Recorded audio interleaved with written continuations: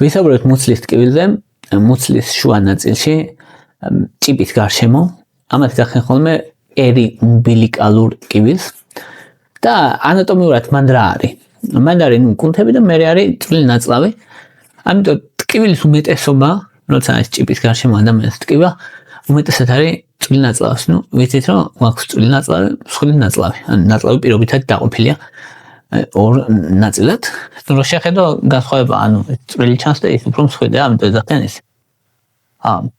ყველა ხშირად ჭიპის გარშემო ტკივილს იწვევს ხოლმე ფუნქციური ტკივილი, ანუ არა კონკრეტული დაავადება, არამედ დროებითი ტკივილი, ან გაღიზიანებული ნაწლავის სინდრომი. გაღიზიანებული ნაწლავის სინდრომი ხშირია ადამიანებში, განსაკუთრებით შედარებით ახალგაზრდა და შუა ხნის ასაკში, უმეტესად ქალებში და რო ნახო, ტესტები აქვს ნორმაში, ანუ სისხლის ანალიზს ჩააბარებენ ნორმაშია, ეკოს გაიკეთებენ, ყველაფერი ნორმაშია, ან ტომოგრაფიას გაიკეთებენ ნორმაში და ყველაფერი ნორმაში, მაგრამ აქვს ტკივილი ხშირად სტრესთან არის ასოცირებული, ან რაც უფრო სტრესული ცხოვრება აქვს და რაც უფრო სტრესი მეტია მათ ცხოვრებაში, მით უფრო ხშირად ტკივათ. ასოცირებული ასევე შფოთვასთან და ცუდ ძილთან. ან თუ ადამიანს ვერ ძინავს, აი ტკივა ხოლმე, როცა უფრო სტრესული დღეები აქვს, უფრო მეტად ტკივა.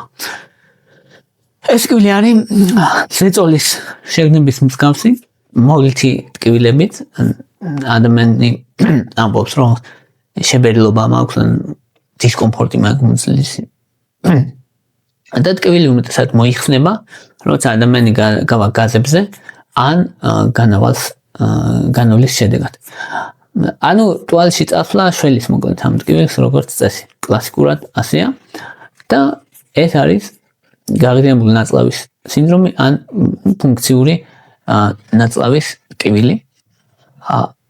დამოკიდებულია უმეტესად სტრესზე და ჭამის დროს კიდე ტკივილი უფრო მეტად უარესდება, ამიტომ ადამიანები არ უყვარს ხოლმე ზოგჯერ ეს ადამიანებს ჭამა, იმიტომ ამბობენ, რომ აი რო ჭამ მუცელი მტკივდება მე. ხშირად არის ეს ოფისში ვინც მუშაობს იმ ადამიანებს შორის, ვისაც ქრონიკული სტრესი აქვს, ვინც არარეგულარულად ჭამს, ხან ასე, ხან ისე, სხვა დროებში. ადამიანები, რომლებიც საკვები ბოჭკოს იღებენ ნაკლებად, საკვები ბოჭკოს მაგალითად შვრია მაგალითად და არ ძინავთ კარგად. მექანიზმი აი ამ ფუნქციური ტკივილის არის ძირითადად ვისცერალური ჰიპერმგრძნობელობა. ეს რას ნიშნავს? ნიშნავს, რომ ნორმალური ნაწლავის ფუნქცია, რაც ჩვეულებრივი ადამიანებისთვის ეს არის ნორმა, ამ ადამიანებში ეს იწვევს ტკივილს. აი ეს არის პრობლემა. და სტრესი კიდე დამატებით ტკივილის სიგნალებს აძლიერებს, ამპლიფიკაციას ახდენს ტკივილის სიგნალების, ამიტომ ადამიანს სტრესზე ტკივა მეტად. მკურნალობა არ რეგულარულად იკვებონ, საკვებს აქვს მნიშვნელობა, ბოჭკოვანის ადეკვატური მიღება, სტრესის შემცირება, ასევე მენთოლის ზეთი და ანტისპაზმოზური საშუალებები, სპაზმოლიტიკები, ნოშპა მაგალითად იცის ალბათ. ერთ-ერთი ეფექტურია ამ დროს. და ეს თუ კი იკვებას მოაწესრიგებენ ადამიანის სტრესს შეამცირებენ, როგორც წესი მართვადია, სიცოცხლის ხანგრძლივობაზე არ მოქმედებს, ამიტომ მეტნაკლებად უსაფრთხო დაავადება ეს. დაავადება არ ქვია, სინდრომი ქვია. ხო. უსაფრთხოა, იმიტომ რომ სიცოცხლის ხანგრძლივობაზე არ მოქმედებს. მეორე ყველაზე ხშირი მიზეზი ჭიპის გარშემო ან მუცლის შუა ნაწილში ტკივილის არის აპენდიციტი.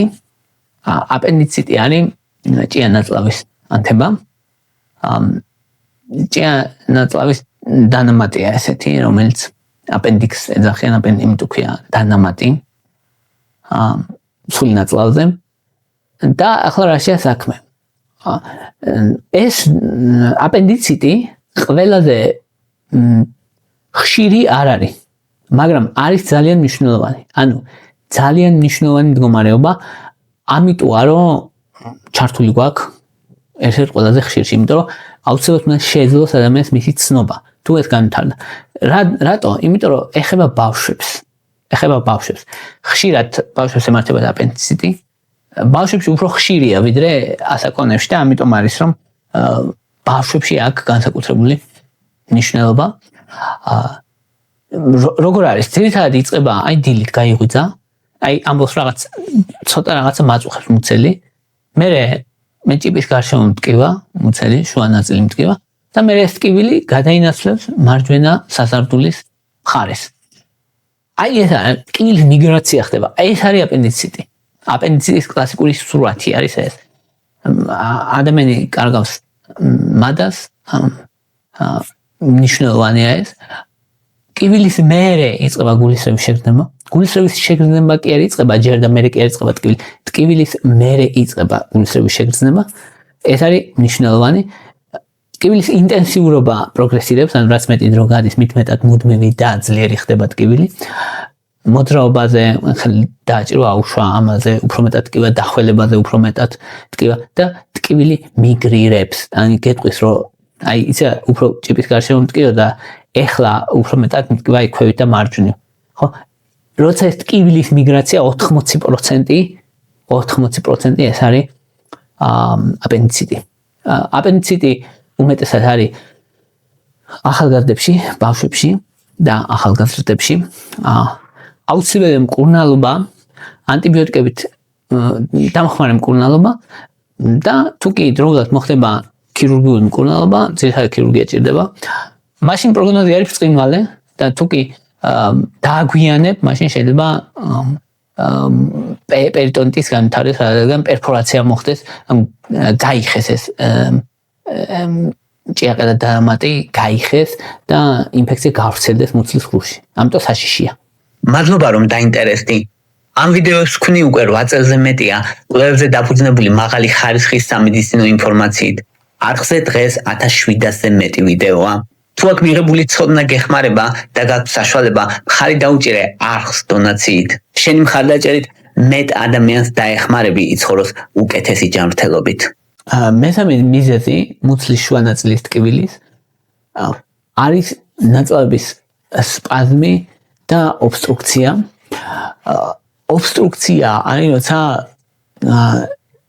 ნაწლავი დაიხშობა ისე რომ ვერ ატარებს განავალს და ეს განსაკუთრებით საშიში და საყურადღებოა ასაკოვან ადამიანებში, ამიტომ ასაკიან ადამიანს თუ დაეწყო მოულოდნელი სპაზმები, რომელიც მოდის ტალღებად როგორც წესი და თან ახლავს გულისრევა და ღებინება, ეგ არის ძალიან საყურადღებო და ეს ინტენსივობა რო ფლუქტუირებს, რომ აი ხან ძალიან ტკივა, ხან ნაკლებად ტკივა, შეიძლება ასაკოვან ადამიანს იმის გამო რომ მის ნერვები აღარ არის ისეთი მგრძნობიარე როგორც ახალგაზრდა ადამიანის, აი ეს ძალიან ტკივილი აერიოს და ვერ მიხვდეს რომ ეს ძალიან ტკივილია, მაგრამ ტკივილი ქონდეს მუცლის ჭიპის გარშემო და ღებინება ქონდეს.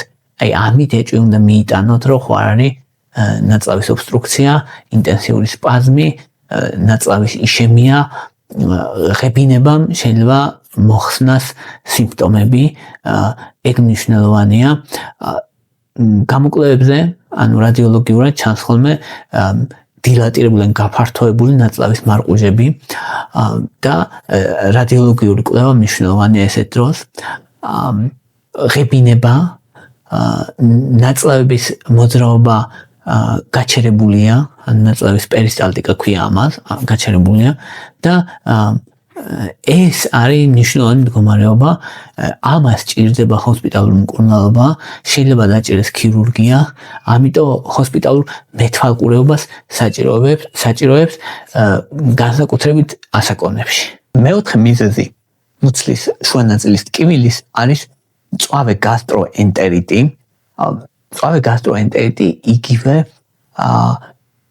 ეძახიან ხოლმე საჭმლით მოწამვლას, საკვებით მოწამვლას ზოგჯერ ეძახიან ხოლმე კუჭის გრიპს და რა ხდება ამ დროს? ადამიანები, რომლებიც დაბინძურებულ საკვებს ჭამენ, ან გაურეცხავ ბოსტნეულს, ან კარგად მომზადებელ ხორცს, ეს ადამიანებს ემართებათ ხოლმე ნაწლავების ანთება. ხო, ეს ნაწლავის ანთება არის გარდამავალი, არ არის საშიში, შეიძლება იყოს ფაღარათი, წყლიანი ფაღარათი ქონდეს ადამიანს, განავალს გადიოდეს წყლიანს, შეიძლება განავალი იყოს სისხლიანი, შეიძლება ადამიანს ქონდეს ცხელება, სიცხე, შეიძლება ქონდეს კუნთების ტკივილი, თუ კუნთების ტკივილი სიცხე აქვს, უფრო მიუთითებს, რომ ეს ბაქტერიული ინფექცია თუ არა და ვირუსული, ან ვირუსით შეიძლება იყოს ბაქტერია. ხშირია ძალიან, ხშირია იმ ადამიანებს ბავშვებში განსაკუთრებით ხშირია. ხშირია იმ ადამიანებს, ვინც ბევრი ცხოვრობენ ოჯახებში ერთად, სადაც სანიტარიის პირობები კარგად არაა დაცული, სადაც კარგად ხელს არ იბანენ ადამიანები, სადაც საერთო საცხოვრებელია, რესტორნებიდან თუ მოდის ადამიანი, სადაც კარგად მომზადებული საკვები არ იყო, კარგად მომზადებული შეგემრიელი იყო, მაგრამ კარგად დამუშავებული არ იყო.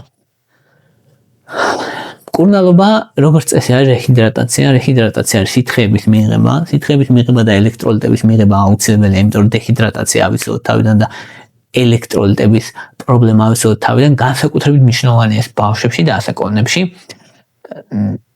თუმცა პროგნოზი აქვს ბრწყინვალე, თითქმის ყოველთვის თუ ადამიანის სითხეებს იღებს, თუ რეჰიდრატაცია იქნება, ეს ყველაზე მნიშვნელოვანი. როგორც წესი გავა 24 საათიდან 72 საათში სიმპტომები ადამიანი იგნობს თავს კარგად, პროგნოზი აქვს ბრწყინვალე. შესაბამისად ეს პრობლემა არა. ადამიანი გაიხსენებს რომ რაღაც საჭმელი შევჭამე, მე აი რაღაც გულსევის გზა მქონდა, ცუდად ვიგზენი თავი, მუცელი მტკიოდა, დიარეა დამემართა, ფაღარათი დამემართა, წყლიანი და შეიძლება სიცხეც მისცა და ასე. ეს არის როგორც წესი საკვების გამო. მეხუთე ყველაზე ხშირი მიზეზი მუცლის ტკივილის არის შეკრულობა. შეკრულობა ან შეიძლება იყოს გაზები მოთავსებული, გაზი გაიჭეროს მოკლედ იმაში ნაწლავებში, ვეღარ გადადიოდეს და აი ეგ იწვევს ტკივილს, ეგეც შესაძლებელია. აი ესეთი ადამიანები ხშირად ამბობენ, რომ აი ხშირად მაწუხებს ეს შებერილობა, მუცელი და შეიძლება ხო რომ ჭიპის გარშემო ტკივდეს ხოლმე, შესაძლებელია. ეს სიმპტომები ვითარდება ადამიანებში ძალიან ხშირად, თითქმის ყოველ მესამე ადამიანს აქვს, ვისაც აქვს შეკრულობა, ბავშვებში საკმაოდ ხშირია. და განსაკუთრებით ადამიანებში, რომლებიც ცოტა წყალს სვამენ, რომლებიც ბოჭკოვანს არ იღებენ, რომლებიც ბევრს არ მოძრაობენ და რომელსაც ან შეკრულობის წამალს იღებენ, ეს ადამიანებს აქვთ შებერილობის შეგრძნება მუცელში, სისავსის შეგრძნება, ტკივილის შეგრძნება, რომელიც შემდეგ უმჯობესდება კუჭის მოქმედების შედეგად. ტკივილი ძირითადად ცენტრალურია, მუცლის შუა ნაწილშია, ხანგამოშვებითია და ძლიერად დაკავშირებულია შებერილობასთან. ადამიანი იტყვის, რომ აი შებერილობა მაქვს. ადამიანი გეტყვის, რომ კვირაში 3-ზე ნაკლებჯერ გავდივარ კუჭში, ეგეც ერთ-ერთი პირველი ნიშანია იმის, რომ ადამიანს აქვს შებერილობა, შეკრულობა და განავალი შეკავებულია და ეგ განავალი არ გადაადგილდება კარგად.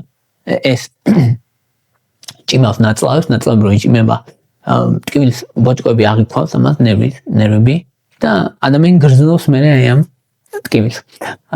ხო, და ნუ საპასუხოდ იქუმშება ნაწლავები და ეს ნაწლავების შეკუმშვა მტკივნეულია და ამიტომ გრძნობს ტალღებად ამას ადამიანი და არა ვთქვათ როგორც გამული ტკივილად, თუმცა ყრუ გამული ტკივილის დისკომფორტი შეიძლება ქონდეს ადამიანს, რა თქმა უნდა, გამოსავალი ესეთ დროს არის საკმარისი რაოდენობით სითხეების მიღება, საკმარისი რაოდენობით ბოჭკოვანი საკვების მიღება, რეგულარულად ტუალეტის გარიგის გასწორება, ვარჯიში, ლაქსეტივები, ანუ საფაღარათო საშუალებები, ერთ-ერთი საუკეთესოა პოლიეთილენ გლიკოლი, ასევე გლიცერინის სანთლები მაგალითად, რომელიც მაგნიუმის ოქსიდი, ასევე შესაძლებელია სტიმულანტი ლაქსეტივები, სტიმულანტები შედარებით ნაკლები ხნის განმავლობაში, სენას ექსტრაქტი მაგალითად ეგეც საკმაოდ ეფექტურია. მეექვსე ყველაზე ხშირი მიზეზი, რაც იწვევს ტკივილს, არის გაღიზიანებული ნაწლავის სინდრომი და კრონის დაავადება. ეს ზოგადად არის ძალიან ხშირი, მაგრამ აუცილებლად შემჩნევა, იმიტომ რომ მნიშვნელოვანი დაავადებაა და მისი დიაგნოსტირება ძალიან მნიშვნელოვანია იმისთვის, რომ გართულებები არ განვითარდეს დროთა განმავლობაში და აქვს წითელი დროშები მოკლედ, რომელიც დაახლოებით პოპულაციის 2-8%-ს გააჩნია ასაკს, გააჩნია სქესს. ძირითადად არის უფრო მეტად ახალგაზრდა და უფრო თინეიჯერებში და ახალგაზრდა ადამიანებში იწყება ეს დაავადება და როგორ არის ტკივილი არის ღრმა, შეიძლება მუდმივი ტკივილი იყოს, შეიძლება სპაზმის მსგავსი და კვების შემდეგ ძლიერდება ტკივილი. ახასიათებს დიარეა, დაღლილობა, წონაში კლება და ეს არის ქრონიკული. ანუ ქრონიკული ტკივილი აქვს ადამიანს. ანუ ეს არ არის ტკივილი, რომელსაც იტყვის ადამიანი, რომ 2-3 დღე მტკივა, არა, კვირები და თვეები გრძელდება. ეს ძალიან მნიშვნელოვანია და წითელი დროშები ამ დროსაც ძალიან საყურადღებოა, რომ ადამიანი იკლებს წონაში, აქვს სიცხე, აქვს სისხლიანი განავალი, აქვს კინოდეფიციტური ანემია, ცერეაქტიული ცილა აქვს მომატებული და განავაში კალპროტექტინი არის მომატებული. აი ეს არის მნიშვნელოვანი, რაც ჩანს ხოლმე და დიაგნოზისთვის აუცილებელია კოლონოსკოპია და ბიოპსია. ბიოპსია არის საბოლოო დიაგნოზისთვის აუცილებელი, პატარა ქსოვილი უნდა აიღონ, ნახონ მიკროსკოპის ქვეშ. ეს ძალიან მნიშვნელოვანი. ხო, ეს კრონის დაავადება და ნაწლავის ანთებითი დაავადება, IBS ქვია. ეს არის ავტოიმუნური დაავადება, ანუ იმუნური სისტემა თვითონ ესხმის ნაწლავის კედელს თავს და ეგ პრობლემაა რეალურად აზიანებს დროთა განმავლობაში. შეიძლება დაწყვეტილება გამოიწვიოს ნაწლავის კედლის, შემდეგ შევიწროება გამოიწვიოს. მკურნალობა აუცილებელია ანთების საწინააღმდეგო პრეპარატებით, იმუნომოდულატორებით, ბიოლოგიური თერაპიაც არსებობს. ანუ ამას ჭირდება სპეციფიური მკურნალობა, მოკლედ სტეროიდებით, პროგნოზი აქვს კარგი, თუ არ უმკურნალებ, გართულებები აქვს და ამიტომ გართულების პრევენციისთვის მკურნალობა არის აუცილებელი. მეშვიდე ყველაზე ხშირი მიზეზი მუცლის ტკივილის არის მუცლის კედლის ტკივილი, ანუ მუცლის კედლის, არა მუცლის შინაგანი ორგანოების, არა ნაწლავის, არა მუცლის კედლის კუნთების, ან კუნთები გვაქვს აქ მუცელზე და აი მუცლის კუნთების ტკივილი. ეს ემართება ვის, ძალიან ხშირია რეალურად და ემართება ვინც მძიმეებს ეწევა, ვინც აი მაგალითად აჯიმანებს ან პლანკს, ან ესეთ ვარჯიშებს აკეთებს მოკლედ, ვისაც ხანგრძლივად ახველებს, მშობიარობის შემდეგ, ტრავმების შედეგად, ქირურგიის შედეგად და ეს ტკივილი არის ზედაპირული, მკვეთრი, ლოკალიზებული, ადამიანს შეუძლია თითი დაიდოს სატკივა. ამით შეიძლება მიხვდეს ადამიანი და ტკივილი ძლიერდება,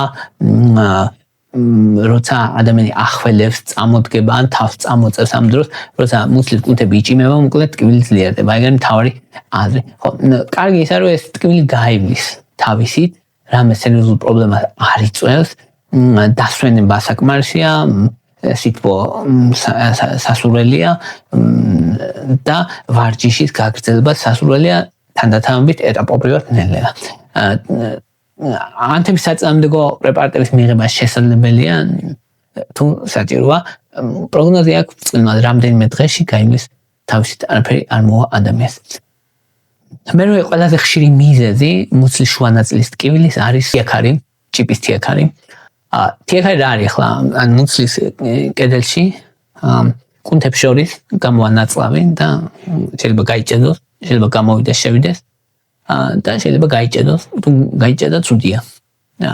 ზოგადად ტკივილი შეიძლება ბევრს აქვს თიაქარი, ძალიან ადამიანებს ვიზუალურად ჩანს, რომ აი ჭიფთან გამობერილია და შეიძლება მიხვდე, რომ ესენი და შედის გამოდის ეს ნაწლავი და ამით შეიძლება მიხვდე, რომ ჭიპის თიაქარი აქვს, ვიზუალურად ჩანს. მაგრამ ზოგჯერ იცის ტკივილი, როცა მუცელში და წნევა იზრდება. ეს უვითარდებათ ადამიანებს უმეტესად ვინც ჭარბწონიანია, ორსულობის შემდეგ, ქრონიკული ხველავისაც აქვს, ვინც მძიმეებს ეწევა და აი წნევის მსგავსი ტკივილია, შეიძლება მოწიწკნის მსგავსი ტკივილი იყოს და ძლიერდება, როცა ადამიანი დგას, მძიმეს ეწევა, ახველებს, იჭინთება ესეთ დროს და ტკივილი არის უმეტესად გარდამავალი, მოდის, მიდის და ტკივილი დაკავშირებულია მუცელში და წნევის გაზრდასთან. საშიში სიმპტომები ესეთ დროს არის, თუ გამაგრდა, ანუ ეს აღარ შედის, თუ მიაჭერთ ის აღარ შედის, გამაგრდა, თუ ღებინება, ძლიერი ტკივილი გაძლიერდა, შანსი არის, რომ მოიჭკუტოს ამ დროს ნაწლავი და ნაწლავის ინფარქტი განვითარდეს. ამიტომ ყურადღება საჭირო მაგალითად, ამიტომ და შეიძლება ქირურგიას დაჭირდეს, სტრანგულაცია ქვია იმას, როცა ამ შემთხვევაში შეიძლება ჩაიჭედოს თიაქარი და ან შემოიგრიხოს და სისხლის მოქცევა შეწყდეს მის და მოკლეს ქსოვილი ნაწლავი და ეს ნაწლავის სიკვდილი ძალიან ცუდი რამეა. ამიტომ აუცილებლად ჭირდება ყურადღება. და მეცხრე მიზეზი მუცლის ტკივილს არის გინეკოლოგიური პრობლემები ქალებში, რა თქმა უნდა. შეიძლება იყოს ოვულაციის ტკივილი, მაგალითად მენსტრუაციიდან მე-14 დღეს ქალებს აქვს ოვულაცია მიცის თავისებური ტკივილი, ფოლიკულის დასკვნომის ტკივილი. ძირითადად ერთ მხარეს არის, მაგრამ შეიძლება ვერ გრძნობდეს ამას ქალი მარცხენა თუ მარჯვენა და გრძნობდეს როგორც მუცლის შუა ნაწილში ტკივილს, აი ამის გამო. შეიძლება მენჯის ანთებითი დაავადება კონდეს ქალს, ეს შესაძლებელია. მენჯის ანთებითი დაავადებას ახასიათებს ზოგჯერ ცხელება, გამონადენი საშოდან ტკივილი. შეიძლება იყოს საკვერცხების კისტის გახეთქვა, უეცარი ტკივილი, უეცარი ძლიერი ტკივილი მაგალითად, რომელსაც ცენტრში გრძნობდეს ადამიანი, სინამდვილეში საკვერცხე რომელიმე მხარეს კისტა შეიძლება რომელიმე მხარეს გაასკდეს, მაგრამ საკვერცხების შემოგრეხვა შესაძლებელია, რომელიც აუცილებლად მკურნალობას საჭიროებს, რომელმაც ასევე ძლიერი ტკივილი იცის და თუ სასწრაფოდ ოპერაცია არ გაკეთდა, საკვერცხე ვეღარ გადარჩება და საკვერცხე მოკვდება და ქალი თუ ის პერიოდშია, რომ რეპროდუქციულ ასაკშია, მაშინ ძალიან მნიშვნელოვანია საკვერცხის გადარჩენა, ამიტომ ჭირდება ოპერაცია. ულტრაბგერა არის ერთ-ერთი საუკეთესო საშუალება, მნიშვნელოვანია ულტრაბგერით შესაძლებელია, რომ თუ მენჯის ხუში სითხეა ჩააღრილი, მაგის შემჩნევა შესაძლებელია, თუ საკვერცხეზე კისტა, საკვერცხის მდგომარეობის შემჩნევა და გინეკოლოგიური პრობლემებისთვის მოკლედ ულტრაბგერა მნიშვნელოვანია, ორსულობის შემჩნევა, მაგალითად ასევე თუ ქალი ორსულობის ასაკშია და აქტიურია, აუცილებელია ორსულობის ტესტის გაკეთება, როცა მუცლის ტკივილია. შეიძლება ციკლის დადგენა მნიშვნელოვანი, იმიტომ რომ ოვულაციის ტკივილი ხო არ არის და ასე. თუ მენჯის ანთებითი დაავადება, ანტიბიოტიკები ჭირდება, როგორც წესი, თუ საკვერცხის შემოგრეხვა, მაშინ ქირურგია ჭირდება. ამიტომ ყველა შემთხვევაში ყურადღებას საჭიროებს ესეთი მდგომარეობა. ამიტომ მნიშვნელოვანია ძალიან ყურადღების მიქცევა. აი ეს 9 ყველაზე ხშირი მიზეზი, რატომაც ადამიანის მუცლის შუა ნაწილი ტკივა. უმეტესობა როგორც მივხვდით, არ არის საშიში და გარდამავალია, მაგრამ არის რაღაცები, რასაც დიდი ყურადღება ჭირდება და რაც არ უნდა გამოგვეპაროთ. მადლობა რომ მისმენთ, მადლობა რომ ჩემთან ხართ, მადლობა რომ გაინტერესებთ.